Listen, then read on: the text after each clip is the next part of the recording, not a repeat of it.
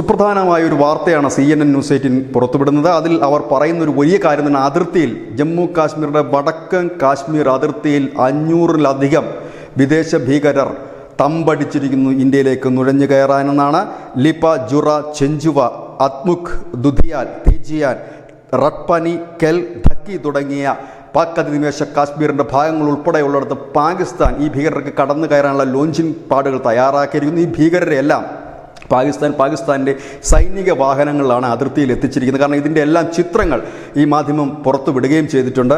ഇത് ഈ രഹസ്യാന്വേഷണ റിപ്പോർട്ടുകളെ ഉദ്ധരിച്ചുകൊണ്ടും ആ ഉദ്യോഗസ്ഥന്മാരുമായി നടത്തിയ സംഭാഷണങ്ങളും എല്ലാം വെച്ചുകൊണ്ടാണ് ഈ റിപ്പോർട്ട് പുറത്തു വന്നിരിക്കുന്നത്. അതായത് 100 കണക്കിന് ഭീകരർ അതിർത്തിയിൽ തമ്പടിച്ചിരിക്കുന്നു. ഏത് നിമിഷവും കടന്ന് കയറാനുള്ള തയ്യാറെടുപ്പിലാണ്. അതിനുവേണ്ട എല്ലാ സഹായങ്ങളും ഒരുക്കി പാക് സൈന്യവും ഒരുക്കും. ഇവിടെ ഇന്ത്യ ഒരു സർജിക്കൽ സ്ട്രൈക്ക് നടത്തിയേക്കും എന്നുള്ള വാർത്തയ്ക്ക് ബലം പകരുന്ന കാര്യമാണ്. കാരണം അതിർത്തിയിൽ ഇത്രയും മേഖലകളിലൊക്കെ ഇത്രത്തോളം ഭീകരർ തമ്പടിച്ചിരിക്കുന്ന ഒരു സാഹചര്യത്തിൽ ഏതായാലും ഇന്ത്യ വെറുതെ ഇരിക്കും എന്ന് തോന്നുന്നില്ല.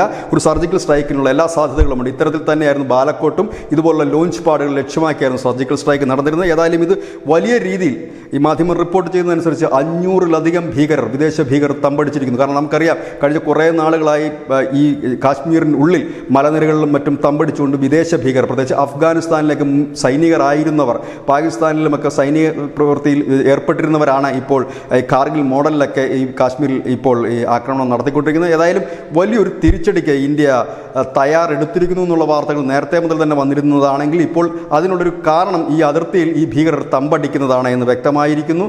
ഇത് തന്നെയാണ് ഇപ്പോൾ നൽകാൻ കഴിയുന്ന ഏറ്റവും പ്രധാനപ്പെട്ട വാർത്ത. News desk, news India Malayalam.